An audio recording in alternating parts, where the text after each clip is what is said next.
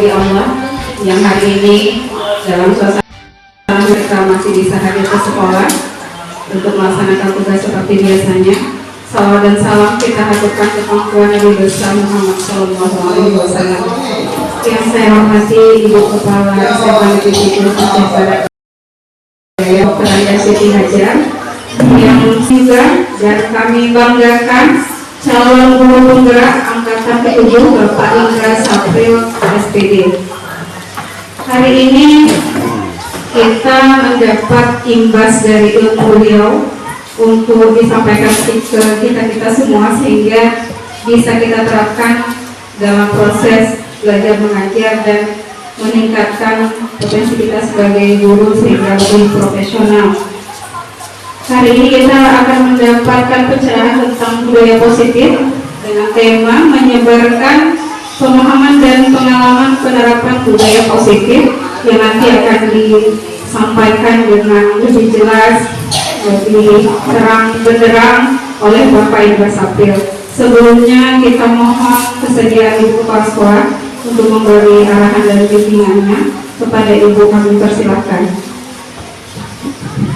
Assalamualaikum warahmatullahi wabarakatuh. Waalaikumsalam warahmatullahi wabarakatuh.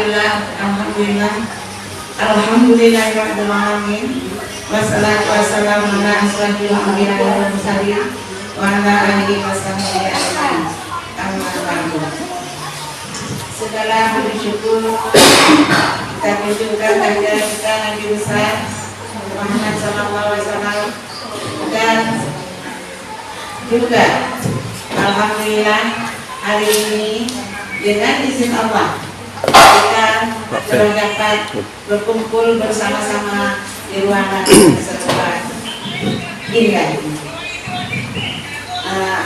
Terima kasih pada kesempatan ini terutama kepada Pak Indra Sapril sebagai guru penggerak di Abia, khususnya di SMA Negeri 7 Aceh Barat Daya, dan juga kepada bapak-bapak, ibu-ibu guru SMA Negeri 7 Aceh Barat Daya.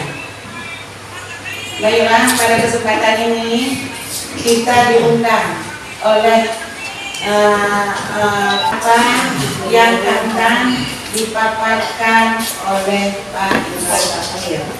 Jadi dalam hal ini saya tidak memperpanjang mukadimah. Sebagai rasa terima kasih kita, mari sama-sama kita mencoba meneladani, mencontohi bagaimana sebenarnya aksi nyata daripada pemahaman, pengalaman dan penerapan budaya positif yang dipaparkan oleh guru penggerak kita, salah satunya dari SMA Negeri 7 Aceh Barat Daya, yaitu Pak Indra Sapril. Jadi dalam hal ini saya tidak menggunakan mas lagi, saya tutup dengan wabillahi taufiq wal hidayah. Assalamualaikum warahmatullahi wabarakatuh. Ibu Kepala Sekolah, selanjutnya langsung bisa serahkan kepada Pak Indra Sapril untuk memaparkannya lebih dalam. Silakan Pak Indra Sapril. Warahmatullahi wabarakatuh. Waalaikumsalam warahmatullahi wabarakatuh. Alhamdulillahirabbil alamin. Allahumma shalli ala sayyidina Muhammad wa ala alihi wa sahbihi ajmain. Yang kami hormati Ibu Kepala Sekolah SMA Negeri 7 Aceh Barat Daya yang telah mensupport dan mendukung penuh kegiatan pengimbasan ataupun penyebaran pemahaman dan pengalaman aksi nyata modul 174. Sekali lagi terima kasih Ibu. Kemudian para Bapak Ibu Wakil Kepala Sekolah SMA Negeri 7 Aceh Barat Daya, dan teristimewa pada rekan-rekan guru yang telah bersedia untuk meluangkan waktunya untuk hadir di dalam forum ini untuk mendiskusikan dan menyimak serta membahas tentang bagaimana itu budaya positif yang bisa kita terapkan di sekolah kita. Bapak Ibu yang kami hormati sekalian, modul 1.4 ini adalah modul yang paling berat dari perjalanan kami mengikuti calon guru penggerak sampai modul terakhir hari ini. Karena 6 modul lagi yang harus kami lalui dalam kesempatan 4 bulan lagi. Karena kegiatan kami sebelumnya itu adalah selama 6 bulan dengan menyelesaikan 10 modul yang pembelajarannya itu secara daring dan juga secara luring, di mana secara daring kami bertemu dengan fasilitator melalui jaringan udara dan juga dengan pengajar praktik di lokakarya, dan juga pada saat pendampingan individu seperti yang kita lalui pada pendampingan individu sebelumnya. Bapak Ibu sekalian, sampai hari ini kami belum menyelesaikan 4 modul. Masih perjalanannya itu masih lama, masih ada 6 modul lagi untuk full kami bisa mendapatkan ilmu dari program guru penggerak yang dilaksanakan oleh Kementerian Pendidikan. Nah, kenapa kami buat inisiatif kemarin untuk mengikuti program ini? Yang pertama, kami sendiri mau untuk mengembangkan kompetensi lebih, karena ini program yang menarik. Ketika saya browsing di media sosial, saya melihat di grup-grup yang namanya itu guru penggerak, ternyata di sana banyak guru hebat yang berbagi. Jadi karena itulah maka saya tertarik untuk bergabung untuk mendapatkan secuil pengetahuan dari guru hebat itu. Awalnya bukan ingin berbagi, tapi hanya untuk bisa masuk ke forum, di mana forum itu kita bisa mencuri ilmu dari guru hebat di Indonesia. Bapak Ibu sekalian, program guru penggerak ini digagas oleh Bapak Menteri Pendidikan Nadiem Makarim. Beliau punya mimpi besar bahwa pendidikan Indonesia ini harus bertransformasi dari pendidikan ala dulu ke pendidikan ala sekarang, di mana sekarang kita paham perkembangan teknologi itu perubahannya sangat besar, dan itu adalah keniscayaan. Kita tidak bisa membendung itu, ya, tidak ada perangkat apapun yang bisa membendung perkembangan teknologi. Maka di masa kita saja teknologi sudah secanggih ini, bagaimana nanti di masa anak-anak kita 10 tahun yang akan datang, yang mereka akan masuk ke dalam dunia yang sebenarnya. Sekarang kan mereka masih berada di dunia belajar. Nanti ketika mereka sudah menjadi masyarakat, apakah mereka akan menjadi sampah masyarakat, ataukah justru mereka akan menjadi agen perubahan di dalam masyarakat? Mimpi kita tentu ke sana. Mimpi kita adalah bagaimana anak-anak kita ketika lulus dari sekolah ini, mereka menjadi insan yang bisa merubah peradaban ini. Itu adalah sebuah kebanggaan bagi kita tentunya. Bapak Ibu sekalian, pada hari ini saya berdiri di depan bukan ingin menggurui. Sekali lagi, saya tidak punya cukup ilmu untuk menggurui Bapak Ibu sekalian. Saya hadir atau berdiri di depan Bapak Ibu sekalian hanya untuk berbagi dan berdiskusi terkait dengan budaya positif. Karena kita setiap hari berinteraksi dengan manusia, Bapak Ibu. Bukan benda mati, tapi dengan benda hidup, dengan orang yang sekalipun dia diikat, pikirannya itu tidak terikat. Maka kita berhadapan dengan manusia tentu dengan tingkah pola yang berbeda-beda. Maka di sekolah itu lumrah kalau terjadi ada kenakalan anak-anak, ada terjadi macam-macam, itu sebuah keniscayaan. Maka oleh karena itulah dihadirkan kita seolah-olah dianggap kita sebagai malaikat penyelamat bagi anak-anak itu. Dalam tanda kutip, Bapak Ibu, ya. bukan malaikat pencabut nyawa. Kalau mudah-mudahan kita tidak menjadi sumber pencabut nyawa bagi anak-anak.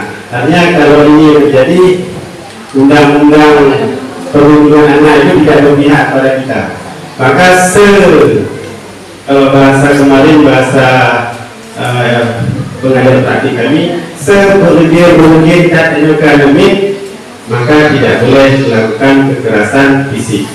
Kekerasan verbal saja itu menjadi sebuah hal yang negatif, apalagi kalau dilakukan kekerasan dalam bentuk fisik. Maka oleh karena itu harus dilakukan perubahan paradigma. Kita tidak lagi menjadi guru yang penghukum, penuntut, tapi jadilah guru penuntun. Karena anak-anak kita ditakdirkan dalam keadaan yang berbeda-beda dan mereka itu unik, tidak sama satu dengan yang lainnya. Maka tugas kita lah untuk menuntun mereka. Kita ubah paradigma kita di sekolah dengan anak-anak dari paradigma penuntut menjadi guru penuntun. Itu Bapak Ibu sebagai pengantar. Dan sekarang kita coba lihat apa yang bisa kita bagikan pada hari ini dan apa yang bisa kita diskusikan pada hari ini. Karena bagi pribadi saya ketika belajar tentang modul ini kemarin berat, tapi rasanya memang ini yang terjadi di lapangan.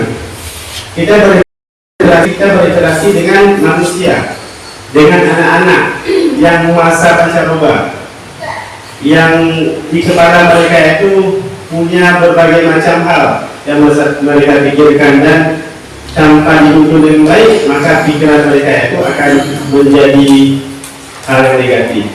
Jadi Bapak Ibu, yang pertama kita coba lihat, kita coba telaah dulu ini Bapak Ibu sebelum bicara ke paradigma. Setuju tidak kita kalau dikatakan hukuman dapat mendisiplinkan anak? Ada selama ini kan relatif kita melakukan tindakan ketika ada anak yang salah, secara umum kita akan lakukan menghukum mereka. Setuju tidak? Hukuman dapat mendisiplinkan anak? Setuju. Tapi saya mengatakan setuju, tapi hukumannya kita lihat dulu apa yang kita berikan hukumannya. Tapi kalau hukumannya berupa fisik, itu saya tidak setuju. Kalau hukuman fisik tidak setuju, tidak berkorelasi dengan disiplin. Tapi kalau hukumannya bukan fisik misalnya, itu berkorelasi dengan disiplin. Apakah iya? Apakah akan tergugah jiwa disiplinnya atau hanya akan tergugah jiwa takutnya? Itulah tergantung dari hukuman.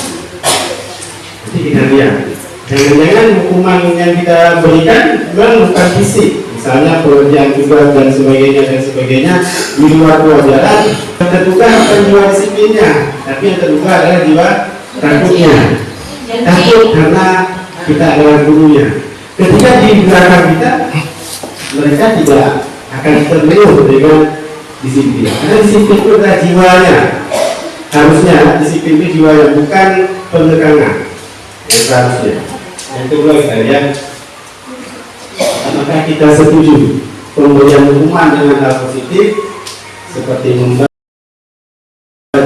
sekolah dapat meningkatkan disiplin anak?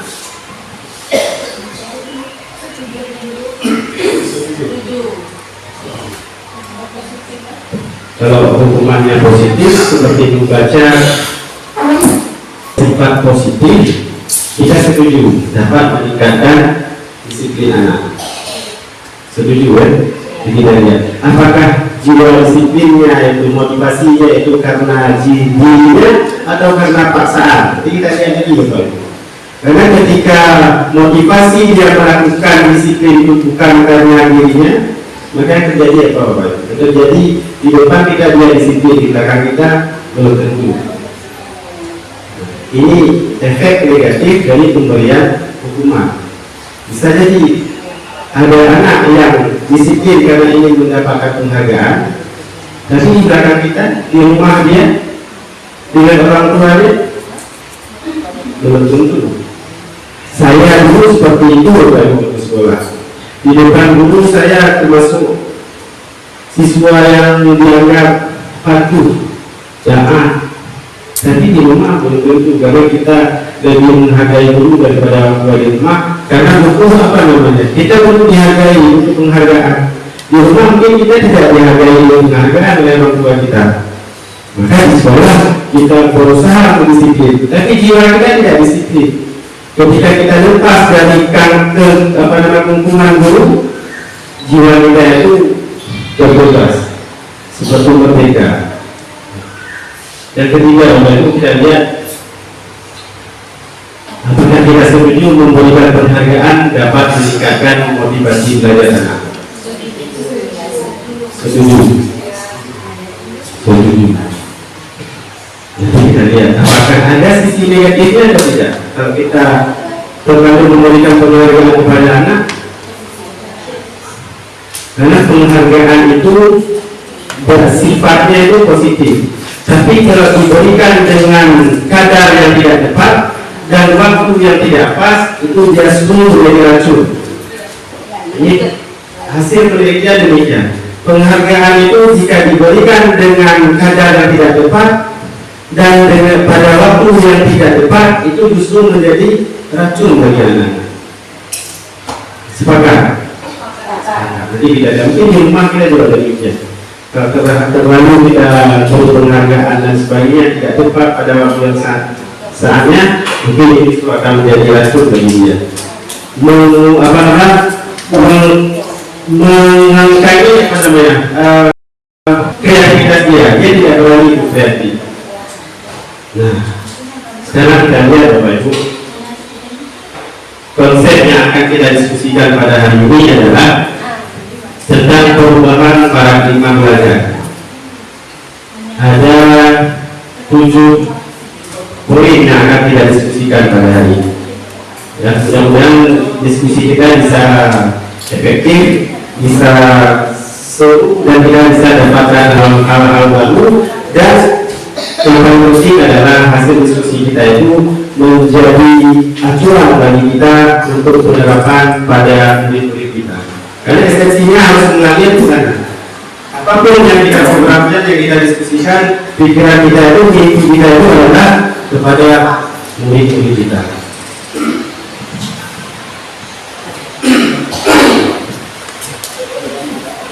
Kita lihat satu-satu Bapak Ibu. Nah, pembelajaran dengan paradigma baru. Pembelajaran dengan paradigma baru dirancang berdasarkan prinsip pembelajaran yang terdiferensiasi, sehingga setiap murid belajar sesuai dengan kebutuhan dan tahap perkembangannya agar terwujud profil pelajar Pancasila. Ada 6 profil pelajar Pancasila Bapak Ibu. Yang pertama adalah beriman, bertakwa kepada Tuhan dan berbudi pekerti. Yang kedua, berkebinekaan global. Yang ketiga, bergotong royong. Yang keempat, kreatif, bernalar kritis, dan mandiri. Siswa kita itu, mimpi kita ke siswa itu nanti harus menuju kepada profil pelajar Pancasila. Hasil kajiannya, kenapa dikembangkan profil pelajar Pancasila, ini disesuaikan dengan perkembangan zaman. Ke depan itu perkembangan zaman, teknologi dan sebagainya itu, termasuk lapangan pekerjaan itu semakin persaingan itu semakin ketat. Maka harus belajar pembelajaran yang terdiferensiasi. Apa maknanya? Pembelajaran yang tidak sama terhadap semua siswa. Di kelas misalnya, di kelas kita harus bisa melihat, memetakan kondisi dan pembelajaran yang kita lakukan juga harus berdasarkan kemampuannya. Ada siswa yang mudah menangkap bacaan, ada siswa yang mudah melihat dari visualnya. Ini yang kita hadirkan dalam pembelajaran. Tidak semua visual kita sajikan. Belum tentu anak terkait dengan visual. Ada anak yang lebih kepada bacaan. Ada anak yang harus lebih dengan alat peraga. Itulah yang dimaksud dengan pembelajaran yang terdiferensiasi.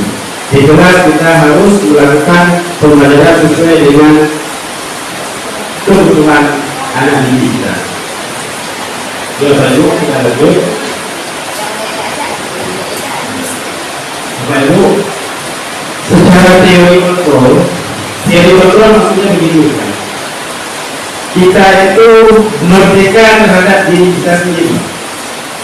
Kalau dikontrol lagi kita diri. Kalau kita itu diminta untuk mengepalkan tangan, kemudian kawan yang lain diminta untuk membukakan kepalan tangan itu, terbuka tidak? Kepalan tangan kawan kita tadi.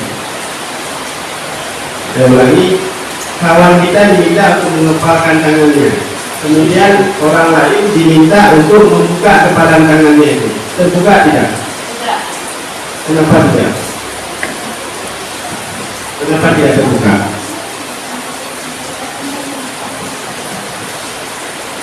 Karena si pengepal tangan tadi tidak mau untuk membuka.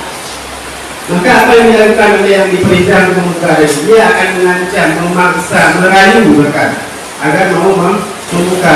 Kalau si pengepal tidak mau membuka dengan ancaman, rayuan dan sebagainya, terbuka tidak? Tetap tidak terbuka. Inilah yang dimaksud dengan teori kontrol, teori pilihan. Bahwa pilihan itu bukan pada orang lain.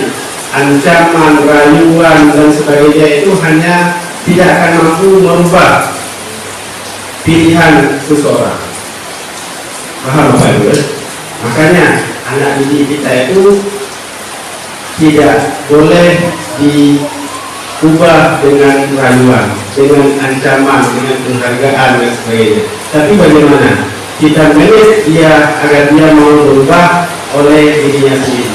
Ini yang namanya teori kontrol, teori pilihan. Makanya di teori kontrol disebutkan bahwa guru mengontrol murid itu ilusi ya Pak Ibu. Ilusi. Kita jangan bermimpi kita mampu mengontrol murid, karena murid kita bukan benda mati, dia benda hidup. Kritik membuat orang merasa bersalah dan dapat meluapkan karakter. Secara teori kontrol itu ilusi ya Pak Ibu. Ilusi kan sesuatu yang tidak mungkin terjadi. Kemudian penguatan positif pun efektif dan bermanfaat itu terjadi. Makanya dalam teori kontrol, teori pilihan itu penguatan positif pun itu dikatakan dapat membuat bermanfaat dan efektif, itu adalah ilusi. Kemudian orang dewasa memiliki hak untuk memaksa, itu ilusi kalau secara teori kontrol. Tapi kalau di lapangan kita prinsipnya seperti itu. Saya dulu sudah duluan saya lahir, saya orang tua, maka saya punya hak penuh untuk memaksa anak-anak. Jangan teori kontrol itu namanya ilusi, tidak mungkin buat, tidak mungkin terwujud. Ilusi bahwa orang dewasa memiliki hak untuk memaksa. Saya pikir memang itu sesuai. Kita mengontrol murid, mengkritik, membuat orang merasa bersalah dan menguatkan karakter, itu hanya sekedar ilusi saja. Karena Allah pun berfirman tidak akan merubah nasib seseorang itu kalau dia sendiri tidak merubahnya. Itu cocok kali dengan kalimat itu. Demikian adalah seperti itu. Memang benar dikatakan itu adalah ilusi. Yang mampu merubah itu bukan kita, tapi dia sendiri. Kita hanya sebagai mengingatkan saja soal sebagai pernyataan. Tapi yang dilakukan itu hanya orang itu sendiri. Seperti begitu. Yang benar sekali apa yang disampaikan oleh Pak Mas Riyadi, sesuai dengan juga ayat dalam Al-Quran menyebutkan bahwa seseorang itu tidak akan mampu untuk berubah kalau bukan dirinya sendiri yang berubah. Teori kontrol juga sampai teorinya menyatakan seperti itu. Nah, sekarang persoalannya, kalaulah kontrol penuh terhadap diri seseorang itu ada pada dirinya, apa yang bisa kita lakukan? Apakah kita harus diam saja melihat kondisi itu, membiarkan seperti itu, atau kita harus berbuat? Pilihannya dua: membiarkan keadaan tetap seperti itu karena teori kontrol mengatakan bahwa hak penuh ada pada dirinya. Pilihannya itu mau berubah atau tidak ada pada dirinya, atau kita menjadi bagian untuk membuat dia mau untuk berubah. Pilihannya hanya itu, Bapak. Nah, ingat, kita sudah memilih profesi sebagai guru. Tugas kita tentu bukan hanya memberikan konten di dalam kelas, tapi juga mendidik, membimbing, dan sebagainya. Rasanya tidak, itu bukan menjadi sebuah pilihan lagi, tapi sudah menjadi sebuah keharusan. Bapak Ibu, selanjutnya kita lihat perubahan paradigma. Kalau dulu kita kan sering mendengar ada stimulus, ada respon. Kalau kita beri stimulus pasti ada respon dari siswa, dari murid, bahkan dari orang manusia pun. Kalau dia diberikan stimulus, dia akan merespon. Kalau dia diancam, dia akan melawan. Itu kan stimulus respon. Kalau dia diberi, dia akan memberi. Belum tentu, bisa juga memberi, bisa juga tidak. Kalau dia diancam, umumnya dia akan merespon dengan balasan. Kalau dia dipukul, dia akan memukul.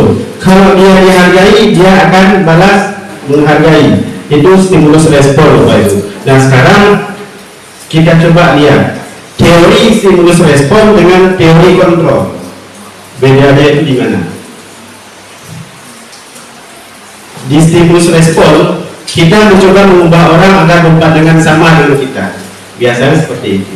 Sedangkan di teori kontrol, kalau kita mindsetnya itu di teori kontrol seperti kita jelaskan tadi, bahwa pilihan itu ada pada orangnya masing-masing, maka mindset kita itu adalah kita berusaha memahami pandangan dia, kita masuk ke dia dulu.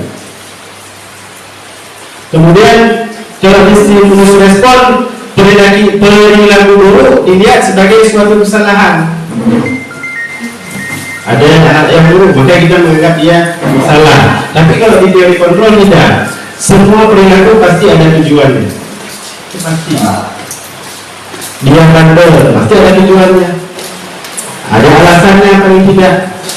Ketika di kelas dia melihat HP, pasti ada alasannya. Kita memahami alasannya, kita memahami tujuannya. Karena di teori kontrol, konsepnya itu semua perilaku baik itu buruk ataupun baik itu pasti ada tujuan. Kemudian di stimulus respon, orang lain bisa mengontrol saya, sedangkan di teori kontrol tidak. Orang lain tidak bisa mengontrol kita.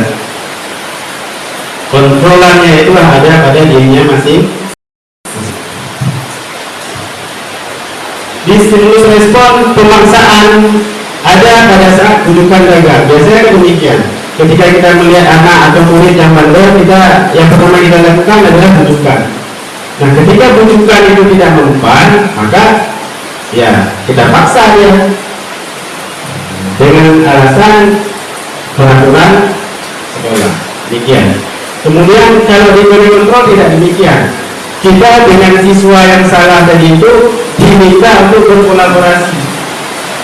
berkolaborasi dan menciptakan kesepakatan, menciptakan konsensus.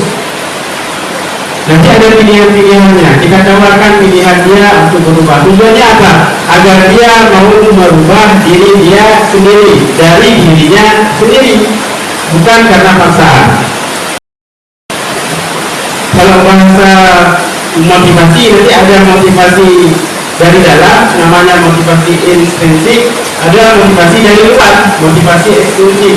Nah, kalau di teori kontrol itu lebih menggugah kepada motivasi intrinsiknya, motivasi dari dalam siswanya. Kemudian kalau di stimulus respon, model berpikirnya bagaimana? Menang kalah. Kalau siswa mau patuh, kita menang, siswa kalah. Ada siswa bandel, kita paksa untuk berubah. Ya, Ketika dia berubah, kita menang, dia kalah. Karena dia berubah bukan karena dirinya sendiri.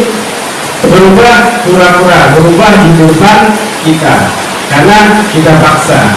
Sedangkan dia dari kontrol, mindsetnya tidak demikian. Mindsetnya adalah berpikir dia menang, kita menang. Sekalipun dia bersalah, bagaimana dia menyadari bahwa dia salah, dia berubah, dan dia tidak merasa dia kalah. Itu di teori kontrol, Bapak Ibu. Sekarang saya lihat disiplin positif. Biasanya disiplin itu apa maknanya, Bapak Ibu? Yang kita pahami apa disiplin? Yang ini apa disiplin? Kita lihat disiplin. Penegakan aturan. Yang lain apa? Disiplin juga. Taat aturan, patuh taat pada peraturan yang sudah disepakati. Dalam budaya kita memang demikian, Bapak Ibu. Yang dikatakan oleh disiplin, yang dikatakan disiplin itu adalah sesuatu yang dilakukan seseorang pada orang lain untuk mendapatkan kepatuhan, patuh pada aturan. Nah, kita cenderung menghubungkan kata disiplin itu dengan ketidaknyamanan. Ketika kita katakan kamu harus disiplin, yang muncul di benak orang itu adalah kami ikat dong. Pasti demikian. Yang muncul adalah ketidaknyamanan. Di budaya Indonesia memang demikian, Bapak Ibu. Tapi makna disiplin yang sebenarnya bukan seperti itu. Makna disiplin itu apa? Sebagai pendidik, tujuan kita adalah menciptakan anak-anak yang memiliki disiplin diri, sehingga mereka bisa berperilaku dengan mengacu pada nilai-nilai kebaikan universal dan memiliki motivasi intrinsik. Dia patuh pada aturan karena motivasi intrinsiknya, motivasi dari dalamnya, karena dia ingin menghargai dirinya sendiri, bukan karena menghargai guru, bukan karena menghargai aturan, bukan karena menghargai kepala sekolah misalnya, tapi karena dia menghargai dirinya sendiri. Tugas kita lah bagaimana memupuk mereka memiliki motivasi intrinsik. Jadi disiplin positif ini yang disebut dengan disiplin positif. Disiplin positif merupakan salah satu cara penerapan disiplin yang bertujuan untuk menumbuhkan kesadarannya serta memberdayakan anak untuk melakukan sesuatu tanpa sokokan, tanpa ancaman maupun hukuman. Menukar tahapnya yang hebat, menggugah kesadaran anak, menggugahnya agar sadar bahwa ketika dia harus begini itu karena menghargai dirinya sendiri, bukan karena takut pada aturan, bukan takut pada guru, bukan takut pada kepala sekolah, bukan karena ingin mendapatkan penghargaan, bukan ingin mendapatkan ranking 1 misalnya. Nyontoh awal-awal dan memulai karena apa? Mau dapat ranking 1 misalnya. Kalau itu motivasi ekstrinsik namanya. Apa bedanya? Motivasi ekstrinsik itu tidak akan bertahan lama, Pak. Di depan kita, ya di belakang mungkin lebih berat itu kita dan sebagainya. Nah, itulah tugas kita, mampu membentuk disiplin positif. Disiplin karena siswa atau murid kita tergugah dari kesadarannya masing-masing menghargai dirinya sendiri. Oke, sampai di sini mungkin ada yang memberikan tanggapan.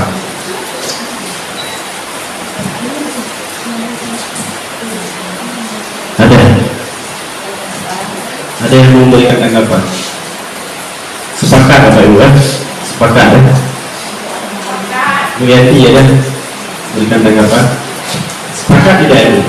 Bahwa disiplin itu harus digugah dari dalam dirinya. Saya sangat sepakat dengan pernyataan atau apa yang Bapak sampaikan. Mungkin saya ingin flashback kembali ketika kecil dulu ya. Dulu ada tetangga saya masih kecil-kecil itu, ketika kawan saya itu dan saya sebagai kawannya, orang tua itu tidak memberikan itu. Saya protes kepada orang tua saya bertanya, kenapa saya tidak diberikan itu bapaknya itu titulan diberikan oleh orang tuanya. Kemudian orang tua saya menjawab, bapak ini kamu berpuasa bukan karena dia, itu beliau bilang, tapi itu memang betul karena dia kamu itu puasa itu karena Allah bukan karena dia. Kemudian saya teringat, betul juga ya, betul apa yang orang tua saya katakan. Kemudian ketika kita ada pendidikan, ketika dia ada sekolah lagi, kemudian itu tertanam sampai saya sekarang itu semua karena Allah bukan karena hadiah. Kemudian itu satu hal, itu betul yang Bapak bilang. Dan kemudian ketika saya beranjak udah remaja, udah sekolah mengurangi pesantren, itu kan kita dipaksa gitu Pak ya. Kalau kita di pesantren dipaksa itu. Bangunnya harus cepat. Mungkin bagi sebagian orang yang anak-anaknya itu sudah terbiasa untuk bangun cepat itu tidak masalah. Tapi ketika kita yang tidak terbiasa dengan apa itu kan menjadi masalah. Bereskan tempat tidur, bereskan kita tidak terbiasa itu kan menjadi masalah karena di pesantren itu kan semua dinilai ya, semua dinilai. Nah, tapi kemudian saya merasakan ada teman saya yang mengatakan emang dia ada anak pesantren, tapi dosennya dia bilang kita akan jadi terbiasa itu karena terpaksa.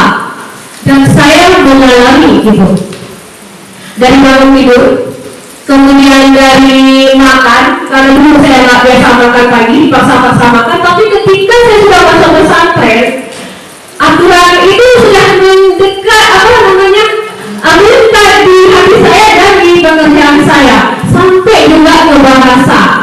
Mungkin kalau saya tidak masuk pesantren, saya tidak lewat detail ya, karena saya ini. Dan karena dipaksa itu, kita bisa ngomong bahasa Arab dan bahasa Inggris yang di. Jadi saya merasa ada bagusnya juga gitu pemaksaan. Ya, mungkin ada plus minus. Nah, itu mungkin tanggapan saya. Dan mungkin kembali lagi seperti yang Bapak bilang itu, yang mengontrol kita dan berubah kita emang jadi kita sendiri. Ya, dan juga ya lingkungan kalau menurut saya lingkungan juga sangat berperan penting juga. Ketika saya di pesantren kami dipaksa untuk ngomong bahasa, kemudian juga dipaksa untuk menghafal Al-Quran, tetapi karena ada dua hal yang disampaikan oleh Bu Ijaziyati tadi. Yang pertama, ketika puasa karena paksaan itu tidak akan bekas, tidak akan melekat. Bahkan ketika di belakang saya lihat keadaannya ada kalanya kisah Bu Yani tadi, ketika pemaksaan yang dilakukan itu juga menjadi sesuatu yang baik. Contohnya pemaksaan untuk penggunaan bahasa di pesantren dan sebagainya. Ya, ada dua hal yang kontradiktif di sana. Nah, sekali lagi Bapak Ibu, pada hari ini kita bukan berarti kita merubah paradigma untuk full menggunakan teori kontrol, Bapak Ibu. Tidak. Ini ada dua teori, ada teori stimulus respon, ada teori kontrol. Kalau di teori kontrol bahkan tidak boleh pakai pemaksaan. Nah, tapi di lapangan seperti yang Ibu kisahkan tadi, ada kadang pemaksaan itu perlu, ada kadang pemaksaan itu dibutuhkan. Nah, jadi pelaksanaannya itu harus disesuaikan dengan di lapangan, Bapak Ibu. Tidak full harus menggunakan teori kontrol. Ini hanya salah satu teori saja. Nanti kita lihat, nanti ada kombinasi lagi Bapak Ibu di lapangan. Ketika nanti kita lihat di contoh kasus, nanti kita lihat di contoh kasus. Nah, sekali lagi Bapak Ibu, pemaksaan itu bukan berarti tidak boleh sama sekali. Ketika diberikan dengan kadar yang tepat, di saat yang tepat, mungkin juga akan memberikan manfaat yang tepat. Bapak Ibu, kita lihat slide berikutnya. Nah, ada siswa yang kita lihat di depan kita baik, tapi di belakang tidak dengan kawan-kawannya. Kenapa Bapak Ibu? Nah, kita lihat ternyata ada kebutuhan dasar manusia yang harus kita pahami. Yang pertama adalah kebutuhan itu pasti. Semua manusia itu pasti ada kebutuhan untuk tetap bertahan hidup. Kemudian kebutuhan yang kedua adalah manusia itu butuh kasih sayang dan rasa diterima. Kalau kita lihat kasus di murid-murid kita, kenapa mungkin ada siswa kita yang agak caper, yang cari perhatian dan sebagainya, bisa jadi bukan tidak didapat di luar, Bapak Ibu, tidak didapat di rumahnya, tidak didapat di lingkungannya, maka dia di sekolah itu butuh untuk dikasih sayangi oleh gurunya, butuh merasa dia diterima, dihargai, dia itu ada di sekolah ini. Itu merupakan kebutuhan dasar, Bapak Ibu. Kemudian penguasaan, maknanya apa? Kita itu cenderung untuk ingin menguasai orang lain. Kita ingin menang sendiri. Kita ingin lebih menang dari orang lain. Ketika ada orang yang demikian, ya memang seperti itu kebutuhan dasar manusia. Wajar ketika ada orang tidak mau kalah, dia mau menang sendiri. Wajar, karena itu bagian dari kebutuhan manusia, kebutuhan dasarnya. Kemudian ada kebebasan. Ada orang pengen bebas, tidak mau diatur-atur, tidak mau dikekang dan sebagainya. Dia mau bebas karena di pikiran dia demikian. Kemudian ada kesenangan. Semua siswa pengen bahagia dan sebagainya. Maka bisa jadi kenapa siswa tidak mau, bisa jadi karena kita tidak membuat dia senang di kelas. Kita tidak membuat dia bahagia di kelas, kita tidak membuat dia gembira di kelas, maka dia cari kegembiraan lain di luar. Carilah lapangan voli, carilah misalnya raket, carilah HP misalnya. Bisa jadi ada andil kita di sana. Kita tidak melihat bahwa mereka itu butuh kesenangan. Kita belum menghadirkan mungkin pembelajaran yang menyenangkan. Bisa jadi itu menjadi salah satu faktor, Bapak Ibu. Nah, idealnya kan kita melihat salah kita, bukan salah orang, idealnya. Maka kita harus melihat itu sebagai alasan agar kita mau untuk menghadirkan pembelajaran yang menyenangkan. Menyertai bahasa siswa kan, selesai pembahasan. Cip lagi nya, tidak lagi nyuruh terbuka dalam kelas kita bayar. Tapi yang bisa kita lakukan apa? Menganggap kita salah, cari di mana salah kita, perbaiki. Nggak mau juga, kembali ke teori kontrol. Demikian Bapak Ibu. Kita lanjut slide berikutnya. Nah, yang kami sampaikan tadi, motivasi perilaku manusia. Motivasi itu adalah dorongan yang timbul pada diri seseorang secara sadar atau tidak sadar untuk melakukan suatu tindakan dengan tujuan tertentu. Nah, umumnya kalau kita kaitkan dengan disiplin, dengan budaya positif, maka akan muncul ini, Bapak Ibu.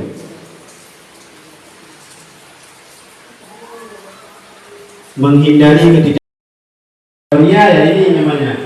Karena takut sholat, karena takut masuk neraka, karena mau masuk surga. Itu kalau bahasa tasawufnya itu masih ria namanya. Maksudnya, kalau sholat, puasa karena takut masuk neraka, karena ingin masuk surga, itu belum. Itu masih dia. Makanya ada syair dari Abu Nawas ya. Jangan masukkan aku ke surgamu karena aku takut nerakamu. Dan seterusnya dan seterusnya. Itu maksudnya motivasi ekstrinsik kita beribadah. Walaupun dibenarkan secara fikih, dibenarkan kita sholat puasa karena berharap surga, itu dibenarkan. Tapi secara orang tasawuf itu tidak boleh. Jadi tidak lanjut Bapak Ibu ya. Ini konsep disiplin dengan identitas gagal, Bapak Ibu. Hukuman dan penghargaan. Secara teori ini, hukuman dan penghargaan itu dikategorikan ke dalam konsep disiplin yang gagal, Bapak Ibu. Kenapa dikatakan gagal? Kalau hukuman itu yang pertama menyakitkan, jelas membekas pada diri siswa, pada diri murid. Kemudian menimbulkan ketidaknyamanan, pasti kalau dihukum pasti tidak nyaman. Kemudian murid menjadi takut pada kita. Kemudian pasti kalau hukuman ada pemaksaan. Kemudian cenderung membuat murid menyembunyikan kalau dia salah, nggak mau jujur dia. Kemudian murid menjadi rendah diri karena kita hukum, apalagi kalau dihukum di depan kawan-kawannya, pasti membuat dia menjadi rendah diri. Penghargaan, Bapak Ibu, kalau secara teori ini masuk ke dalam konsep disiplin gagal, Bapak Ibu. Alasannya kenapa? Ini penghargaan dengan kadar yang tidak tepat, Bapak Ibu. Dengan kadar dan waktu yang tidak tepat. Tidak efektif, merusak hubungan, sifat iri, si A dihargai, si B tidak, akan terjadi iri di antara mereka. Kemudian mematikan kreativitas, dia tidak berpikir kreatif lagi karena yang dia pengen melakukan sesuatu yang kira-kira mendapatkan penghargaan, tidak berani keluar dari faktor yang ada. Maka ketika sudah berpikir hanya satu faktor saja, itu namanya kreativitasnya tidak berkembang.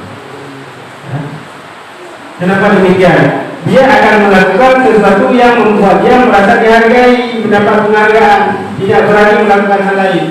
Padahal idealnya kalau murid itu ketika melakukan kesalahan hal yang wajar. Kalau kita lihat di iklan itu kan ada iklan dari USU, kan?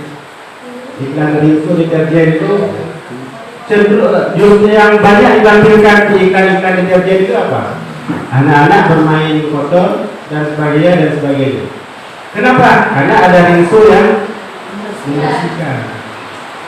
Kenapa harus bermain kotor? Karena di sana kan dapat kreativitas.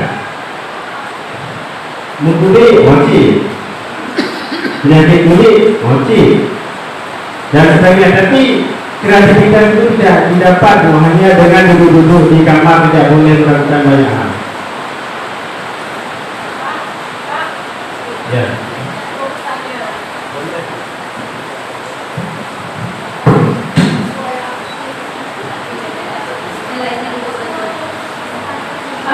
Saya kurang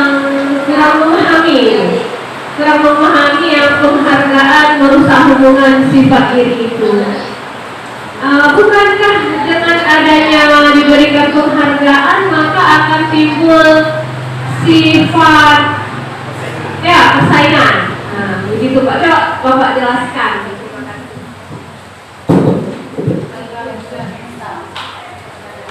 Penghargaan merusak hubungan. Dalam teori ini yang dimaksud seperti ini. Ketika dalam kelompok anak-anak ada yang kita berikan penghargaan karena dia melakukan sesuatu yang positif, itu bisa membuat orang lain iri terhadap anak yang dapatkan penghargaan. Dalam teori kontrol, dalam teori psikologi itu tidak dibenarkan.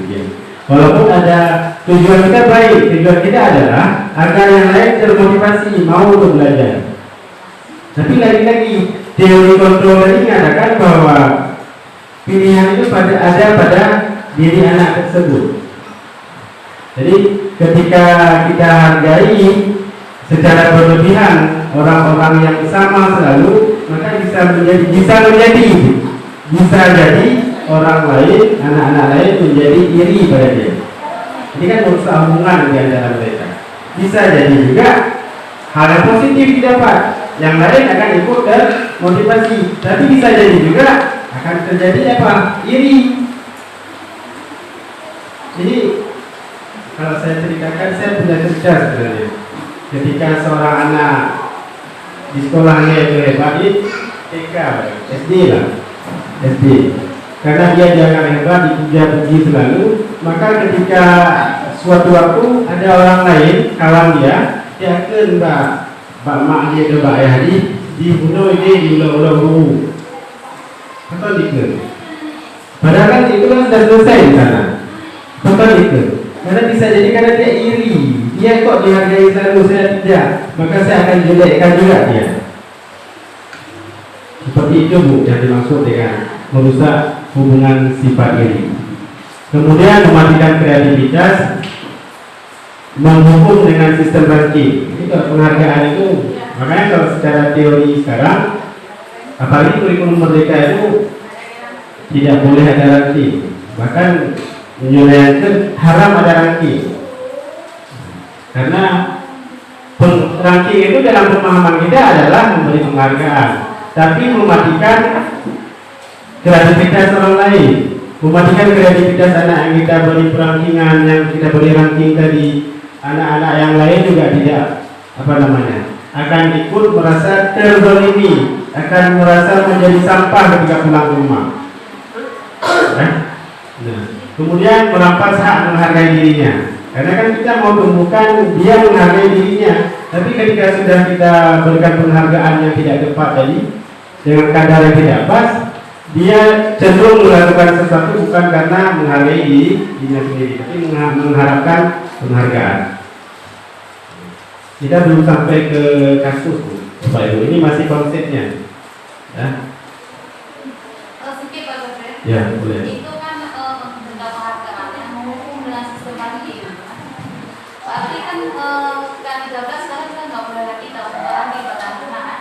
Kemudian banyak sekolah kita lihat memberikan bukan di sekolah lain, di sekolah kita pada saat membayar rapor kita umumkan di lapangan ranking. Kemudian baru-baru ini saya bawa anak ke Larpa, juga di Larpa diminta keterangan perankingan gitu. Itu ada apa? Bagaimana penyelesaiannya? Bagaimana untuk beritanya? Ini permasalahan yang disampaikan itu bukan menjadi perdebatan kita pada hari ini lagi. Itu sudah menjadi perdebatan para ahli-ahli di sana juga. Ada teori yang menyatakan bahwa perankingan itu membunuh karakter. Ada teori yang menyatakan perankingan itu membuat seseorang termotivasi. Anak yang dapat ranking termotivasi, yang lain juga termotivasi untuk mendapatkan ranking. Teorinya kan demikian. Nah, sekarang kira-kira kalau kita merujuk pada Merdeka Belajar, Merdeka Belajar itu pengennya apa? Apa yang diharapkan? Yang diharapkan adalah terwujudnya profil pelajar Pancasila, bukan dapat ranking lagi di profil pelajar Pancasila. Tapi apa? Berkebinekaan global, dia menghargai orang lain. Makanya tidak lagi ada ranking. Apalagi bergotong royong, itu. Kemudian apalagi bernalar kritis, mandiri. Tidak perlu ada ranking kalau dia bisa mandiri, mampu berpikir kritis. Kemudian berbudi pekerti luhur, ya kan? Berbudi pekerti luhur. Itu yang diharapkan. Goal tujuan pendidikan kita sebenarnya adalah ke sana. Tapi di lapangan memang tidak seideal itu, Pak Ibu. Sekolah-sekolah unggulan justru memang masih mengambil sisi perankingan, karena mereka mau menyeleksi orang-orang unggul di sekolahnya. Makanya sekarang sistemnya zonasi sebenarnya. Kalau konsep dari kementerian jelas Bapak Ibu. Penerimaan peserta didik pun sistem zonasi, tidak ada lagi sekolah unggul. Sistem zonasi, Bapak mau sekolahnya di situ unggul atau tidak, di situ sekolahnya. Karena dia di sekolah bukan untuk cari pintar saja. Dia dididik untuk bernalar kritis, mandiri dan sebagainya. Itu belum ideal memang di lapangan kita. Tapi kan saya lihat di beberapa sekolah memang seperti Pak Sabri bilang tadi kan zonasi. Ini kan salah satu contoh pengalaman ya. Ada adik ipar kebetulan di daerah Biren. Dia berunding. Kemudian dari kepala sekolah membuat sebuah peraturan bahwa anak-anak guru itu tidak boleh anaknya itu disekolahkan di sekolah lain, harus disekolahkan di sekolah orang tuanya. Supaya apa? Menjadi contoh kepada guru lain. Nanti timbul pertanyaan, masa guru di situ anaknya keluar? Nah, jadi dibuat peraturan oleh sekolah nggak boleh anaknya keluar dari sekolah itu. Harus ke sekolah itu. Misalnya kayak saya, Mola nggak boleh keluar, harus sini. Bu A nggak boleh keluar, harus sini. Jadi yang acuan tujuan yang sudah dirancang seperti itu, Bapak Ibu. Di lapangan apakah sudah seideal itu? Belum, Bapak Ibu. Di lapangan masih ada kepentingan orang tua, paling tidak kan? pengen anaknya sekolah di sekolah yang berbobot karena ada tujuannya, ada kepentingan sekolah juga merekrut siswa-siswa berprestasi agar sekolahnya itu nilai jualnya tinggi. Itu di lapangan Bapak Ibu. Tapi idealnya, ini yang kita sampaikan hari ini adalah idealnya Bapak Ibu. Ya, idealnya seperti inilah sebenarnya. Tapi di lapangan belum ideal, itu urusan lain. Itu persoalan lain. Nah sekarang Bapak Ibu kita lihat, kalau hukuman tidak boleh, penghargaan tidak boleh, terus seperti apa juga kan? Nah, kita lihat yang sukses itu ada konsekuensi, ada restitusi namanya Bapak Ibu. Ada konsekuensi, ada restitusi. Konsekuensi ini masih dalam tataran dianggap konsep disiplin yang sukses Bapak Ibu. Tapi yang paling diharapkan sekarang apa? Ini Bapak Ibu, restitusi. Apa itu restitusi? Nanti kita lihat. Kita lihat dulu satu-satu konsekuensi. Konsekuensi itu kalau ada yang salah maka diberikan konsekuensi. Misalnya ada yang olahraga misalnya, telat masuk, konsekuensinya apa? Konsekuensinya keliling lapangan lari 2 kali misalnya. Itu hal yang wajar, namanya konsekuensi. Tapi kalau disuruh keliling lapangan 100 kali, itu bukan konsekuensi namanya, itu hukuman. Dan kenapa? Karena memberatkan. Konsekuensi tidak memberatkan. Siswa menjalani dengan nyaman, dengan senang. Kalau telat masuk, konsekuensi keliling lapangan 2 kali itu masih dibenarkan. Itu namanya konsekuensi. Beda hukuman dengan konsekuensi. Hukuman takarannya itu tidak tepat. Konsekuensi takarannya itu tepat dengan kadar kesalahan. Saya di kelas biasanya pakai begini ya Pak Ustaz. Konsekuensinya yang telat masuk hafal 2 surat pendek. Itu kan tidak berat rasanya kan? Tidak berat. Maka saya pakai itu bagi yang telat masuk. Pakai hafalan surat pendek. Kalau dia mau surat panjang sedikit boleh juga. Itu juga ketika dibaca dia dapat pahala, kita menerima dapat pahala, yang lain menerima juga dapat pahala. Bagi rasanya itu namanya konsekuensi, masih dibenarkan. Yang tidak boleh apa? Telat masuk mushaf 100 kali. Enggak buat tugas misalnya, disuruh keluar, itu hukuman namanya. Konsekuensi bagaimana? Konsekuensi dia disuruh buat tugas tidak istirahat, apakah 2 kali lipat misalnya. Itu masih dibenarkan, itu namanya konsekuensi. Beda, ada hukuman, ada konsekuensi. Hukuman diberikan dengan takaran yang memberatkan, yang tidak tepat. Sedangkan konsekuensi itu adalah kesepakatan dan sanksi yang diberikan itu sesuai dengan takaran kesalahan dia. Itu namanya konsekuensi. Nah, tapi konsekuensi itu masih penguatannya itu jangka pendek. Telat ngomong, baca 2 surat pendek 2 hari 2 kali mungkin iya, besok telat lagi. Karena penguatannya jangka pendek, bukan dari diri dia sendiri. Tapi ini masih dibenarkan. Kemudian perlu monitoring lagi. Ketika dia sudah melakukan kesalahan, kita perlu monitoring lagi, lihat lagi, karena bukan dari dirinya sendiri. Kemudian, nah, ini yang paling penting. Kehilangan waktu dia untuk merenungi kesalahan dia. Dia tahu dia salah, tapi dia tidak pernah diminta untuk merenungi kesalahan dia. Langsung dia diberikan konsekuensinya. Bukan telat 2 surat pendek, masuk dulu. Dia tidak diajak untuk merenungi bahwa dia pada hari ini telat itu salah. Itu tidak pernah lakukan itu. Nah, kalau hanya sebatas itu yang kita lakukan Bapak Ibu, itu namanya konsekuensi. Itu masuk dalam konsep disiplin sukses. Nah, sekarang ada konsep disiplin yang di atas konsekuensi ya Pak Ibu, yaitu restitusi. Sesuai dengan teori-teori yang kita sampaikan tadi, teori kontrol, bahwa pilihan ada pada dirinya. Setiap yang dilakukan itu pasti ada tujuan. Itu konsep tadi.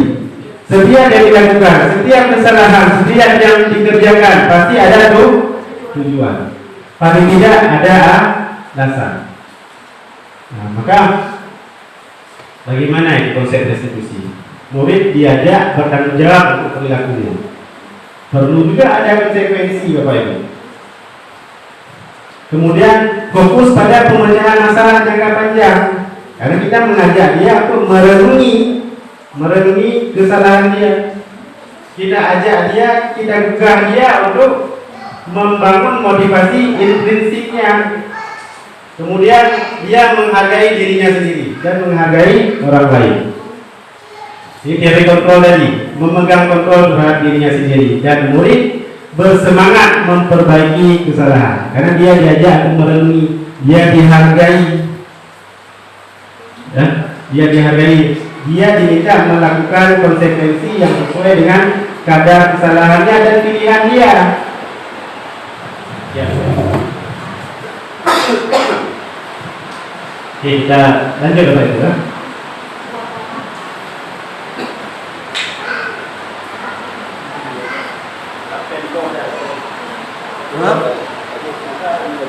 Boleh. Sekarang kita diarahkan ke sana Pak. Ketika ada anak-anak kita yang kadang-kadang di sekolah melakukan kesalahan, tidak disiplin, membolos dan sebagainya, kita diajak untuk melakukan restitusi. Apa yang restitusi Bapak Ibu? Restitusi adalah proses menciptakan kondisi bagi murid untuk memperbaiki kesalahan mereka. Ada kuncinya, memperbaiki kesalahan mereka, sehingga mereka bisa kembali pada kelompok mereka dengan karakter yang lebih kuat. Yang kita perbaiki adalah kesalahan mereka, dan mereka bisa kembali ke kelompoknya dengan karakter yang lebih kuat. Tidak kita rendahkan dia, tidak dipermalukan dan sebagainya. Ketika dia melakukan kesalahan, kita tidak cenderung mempermalukan dia, sehingga dia bisa kembali ke kelompoknya dengan karakter yang lebih kuat. Ini ciri-ciri restitusi Bapak Ibu. Yang dilakukan itu bukan hanya sekedar untuk menebus kesalahan, namun dia diajak untuk belajar dari kesalahan.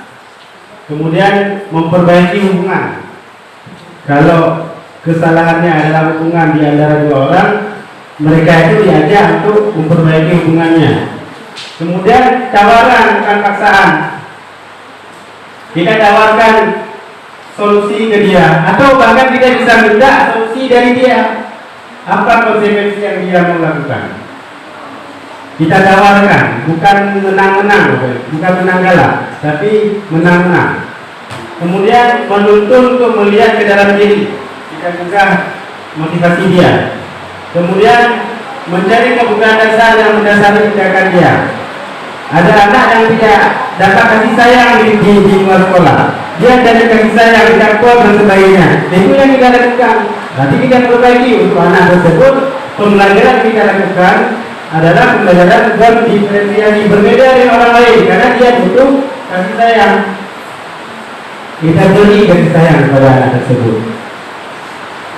Atau dia ingin menang sendiri, kita arahkan jiwa menang sendiri dia itu ke arah yang positif.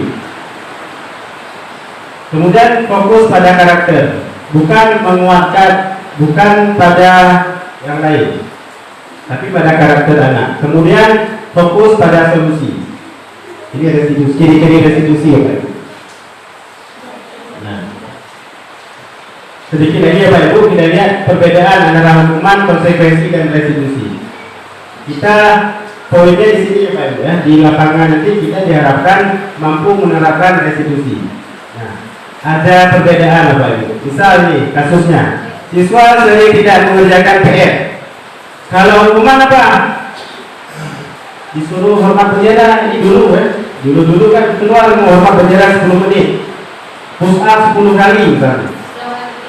Nah, dong tinggal dan sebagainya. Itu hukuman Bapak Ibu. Murid disuruh keluar kelas, kemudian guru marah-marah, murid jadi takut karena tidak buat tugas. Itu hukuman Bapak Ibu. Nah, kalau konsekuensi ini kan tengah-tengah antara hukuman dan restitusi. Konsekuensi. Ketika ada siswa tidak mengerjakan PR, apa yang dilakukan? Guru memberikan konsekuensi untuk mengerjakan tugas saat istirahat. Dia misalkan bunuh satu soal, maka tambah 20 soal. Guru dengar dan siswa menghormati peraturannya. Kemudian restitusi bagaimana Bapak Ibu? Ini agak soft lagi, agak lembut lagi. Kalau ini hak keras, ini semi hak, yang ini soft. Apa yang kita lakukan Bapak Ibu? Kalau ini yang kita pilih, maka guru menanyakan keyakinan jelas. Tanya kepada murid yang tidak kuat. Apa keyakinan jelas kita? Apa keyakinan jelas yang kita sepakati? Dijawablah. Kalau ada tugas untuk jawab, dia disadarkan bahwa ada keyakinan jelas yang dia langgar. Kemudian guru terbuka dan siswa menghormati dirinya dan orang lain. Itu terbuka begini. Dikawalkan. Kalau kamu sadar bahwa membuat PR dan tidak membuat PR adalah melanggar keyakinan jelas, kira-kira apa yang bisa kamu lakukan agar tidak lagi terulang? Dia misalnya siswa sampaikan, ke depan saya akan serius membuat tugas, tidak akan lagi lupa, saya akan belajar berkawan dan mengerjakan. Bukan hanya sebatas itu, tapi juga diyakinkan, ditanya ke dia, jadi untuk kesalahan pada hari ini apa yang bisa kamu tebus?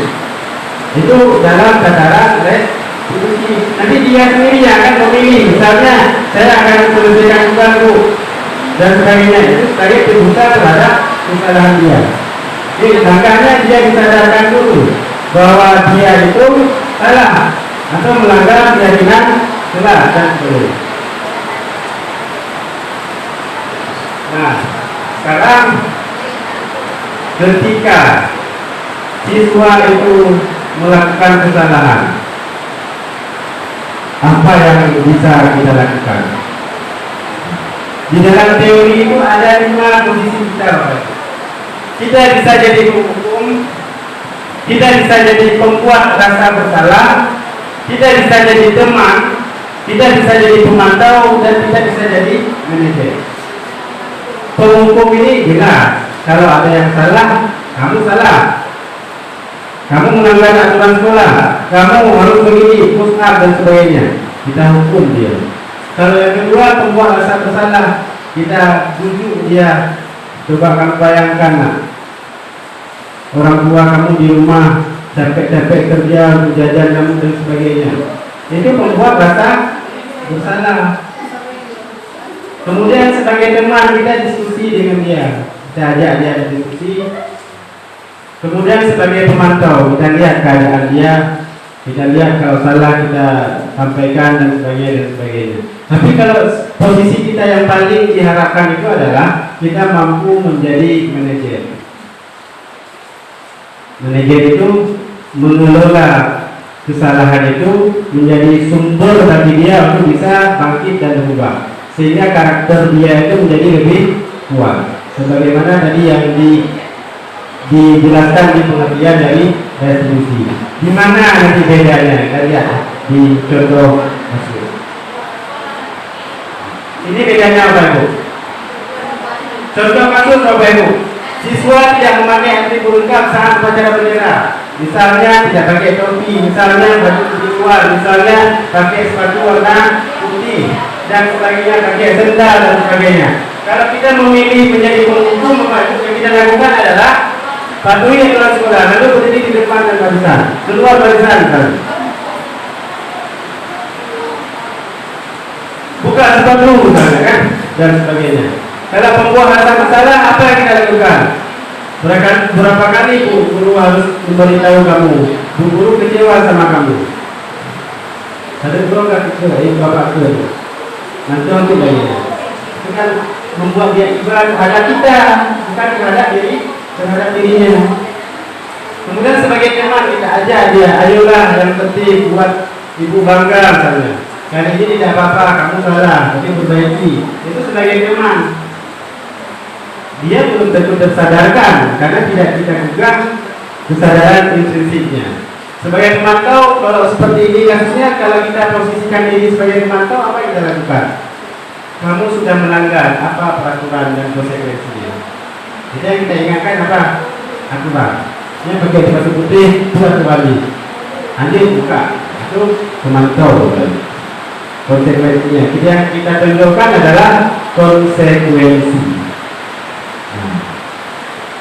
Nah, kalau kita mau memposisikan kita sebagai manajer, ini Bapak Ibu, kita panggil dia, apakah kamu tahu kesalahan kamu kali?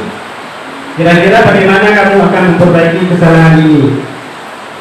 Nah sekarang kalau memang kamu salah, apa konsekuensinya kali? Buka sepatu Pak, buka sepatu, antar ke kantor. Dia yang mengantarkan misalnya. Itu posisi kita sebagai manajer. Kita juga dia, kita sadarkan dia bahwa dia salah. Kemudian kita ajak dia untuk memperbaiki diri. Kemudian kita ingatkan keyakinan kelas yang dia langgar. Konsekuensinya apa? Kalau bisa buka sepatu, tidak boleh pakai sepatu Pak. Sepatu putih buka. Itu posisi kita sebagai manajer. Mungkin hampir sama dengan pemantau. Tapi bedanya di mana? Kalau pemantau kita hanya melihat, kamu salah buka. Tapi kalau posisi kita manajer, kita ingatkan dia salah. Kita tanyakan keyakinan yang sudah disepakati, keyakinan kelas yang sudah ada misalnya.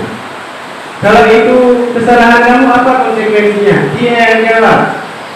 Buka sepatu Pak, nggak boleh masuk kelas ke sepatu putih. Nah buka, dia yang membuka. Ini posisinya seperti itu Bapak Ibu. Nah, harapannya dari disiplin positif ini adalah kita mampu memposisikan diri sebagai manajer dan menerapkan segitiga penyelesaian konflik di sekolah, kesalahan siswa di sekolah dengan menerapkan konsep restitusi. Oke, di situ dulu Bapak Ibu, apakah ada yang mau ditanggapi? Singkat saja. Oke. Sekarang kita lihat Bapak Ibu keyakinan kelas.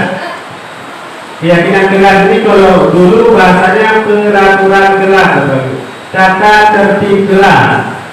Tapi sekarang diubah menjadi keyakinan kelas. Karena kalau dikatakan keyakinan itu rasanya dari dalam. Kalau peraturan itu dari luar, paksaan. Kalau keyakinan muncul dari mereka.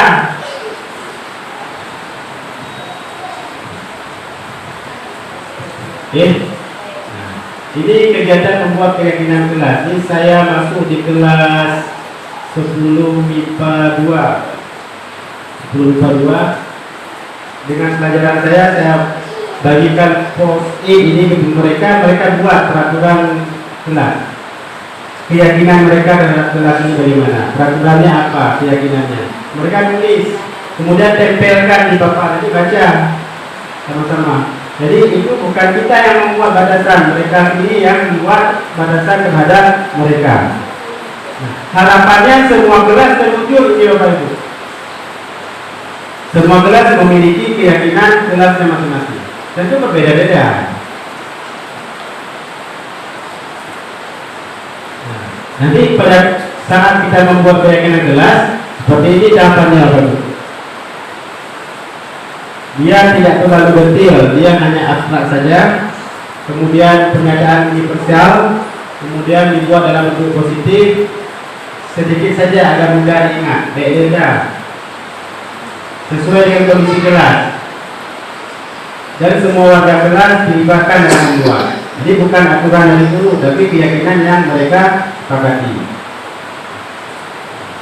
Nah, Bapak Ibu, tadi dalam posisi manajer kita melakukan penyelesaian konflik di sekolah itu atau kesalahan siswa itu menggunakan segitiga restitusi. Ada 3 tahapan segitiga restitusi Bapak Ibu. Yang pertama, kita semua menstabilkan identitas. Bila siswa salah, kita stabilkan identitas dia. Kita panggil, sampaikan ke dia. Nah, semua manusia itu pasti pernah melakukan kesalahan. Kesalahan yang melakukan ini masih dalam kewajaran. Banyak orang lain yang juga melakukan kesalahan seperti kamu. Kita stabilkan dia dulu. Setelah itu apa? Setelah kita stabilkan, kita validasi tindakan yang salah. Kira-kira kenapa kamu misalnya pakai sepatu, Kira-kira kenapa kamu pakai sepatu putih? Jadi tahapan apa? Memvalidasi tindakan yang salah tadi. Karena ingat di posisi kontrol tadi, semua tindakan itu pasti punya tujuan. Pasti punya tujuan. Apakah karena dia campur pakai sepatu putih atau karena tidak punya sepatu dan sebagainya, kita tanyakan. Kita validasi kesalahan dia. Kemudian baru tanyakan keyakinan kelas. Kira-kira kalau kamu pakai sepatu putih, keyakinan kelas yang mana yang melanggar? Dia jawab, keyakinan kelas tidak harus taat pada seragam sekolah dan sebagainya. Jadi dia sendiri yang menyampaikan. Nah, inilah tahapan-tahapan penyelesaian konflik di sekolah menggunakan pendekatan segitiga restitusi. Bapak Ibu, sambil kita beristirahat, kita coba lihat video penerapan segitiga restitusi.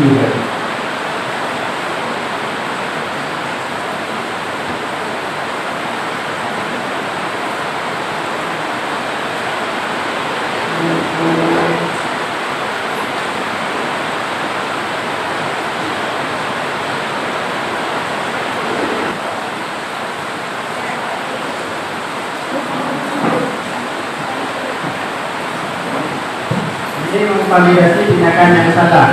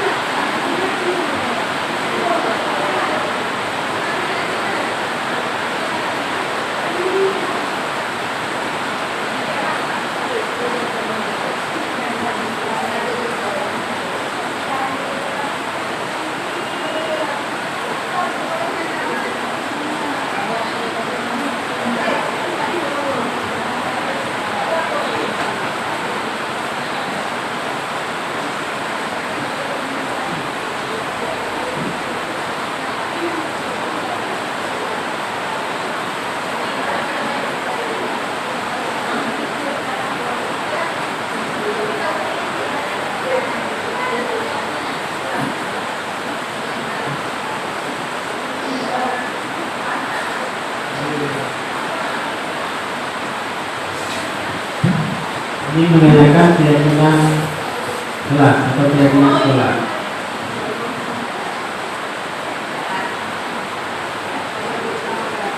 Yang menjawab itu dia sendiri.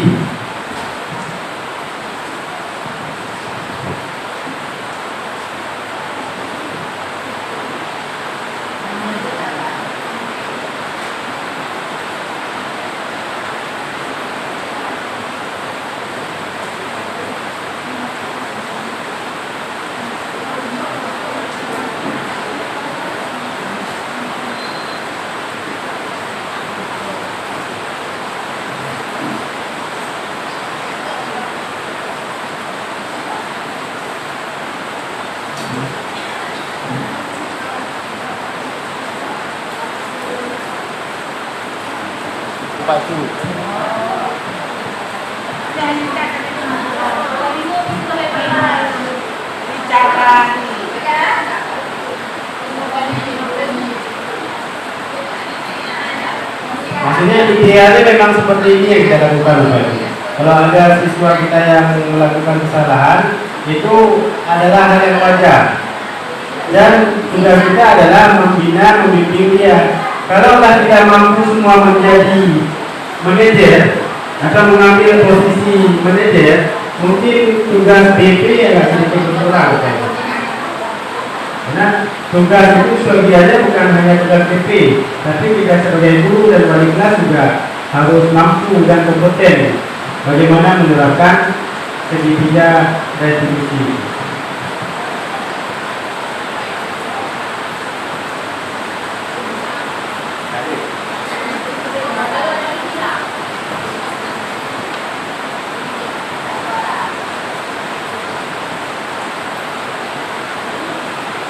Nah ini pakai HP settingan, bukan pakai HP.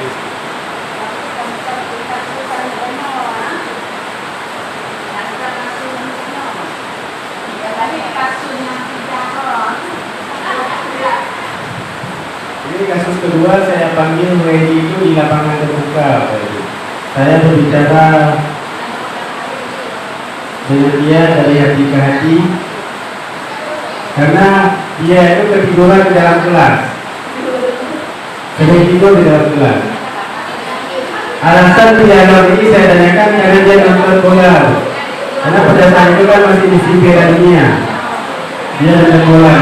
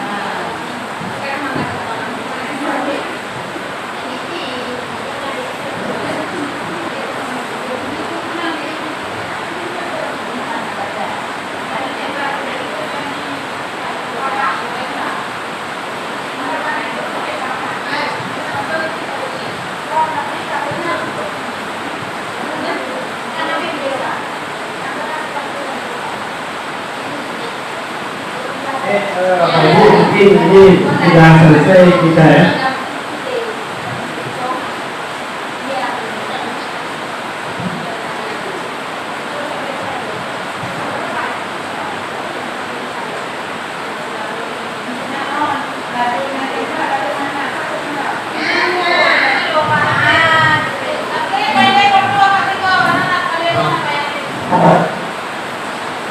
Oke, Bapak Ibu, apa yang saya sebarkan pada hari ini atau saya bagikan itu adalah bagian dari tugas pembebasan dari program guru penggerak. Karena pemerintah membuat program guru penggerak ini salah satunya adalah agar guru yang ikut di dalam guru penggerak dia mampu menggerakkan orang lain untuk bergerak secara bersama-sama. Karena ada tiga: tergerak, bergerak, dan menggerakkan. Jadi tugas saya sudah tergerak untuk mengikuti program ini, kemudian sudah bergerak untuk melakukan perubahan. Nah sekarang pada hari ini saya ajak kita bergerak secara bersama-sama. Karena kita adalah ekosistem sekolah, Bapak Ibu. Yang namanya ekosistem itu adalah saling ketergantungan. Saya tidak bisa berbuat sendiri, ibu kepala sekolah tidak bisa berbuat sendiri, bapak ibu pun tidak bisa berbuat sendiri.